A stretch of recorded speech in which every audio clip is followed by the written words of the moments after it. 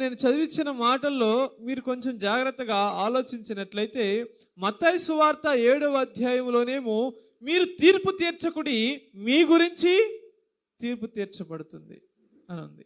అలాగే రోమీకి రాసిన పత్రికలో పౌలు గారు చెప్తూ ఉన్నారు, మీరు తీర్పు తీర్చుకుడి, ఈ తీర్పు దేవుని న్యాయపీఠము ఎదుట తీర్చబడవలసి ఉన్నది అని చెప్పబడి ఉన్నది వాక్యం.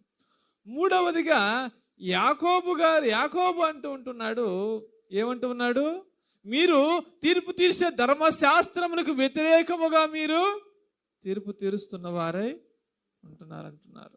ఆమేన్, హల్లెలూయా. దేవుని ప్రియులారా, ఇప్పుడు దీనిని బట్టి మనం అర్థం చేసుకోవలసినది ఏంటి? తీర్పు తీర్చే బాధ్యత మనది కాదు. తీర్పు తీర్చే బాధ్యత ఎవరిది? దేవునిది. తీర్పు తీర్చేవాడు దేవుడై ఉన్నాడు. అంతేగాని ప్రతి విషయములో మనము తీర్పు తీర్చే వారముగా ఉండకూడదు.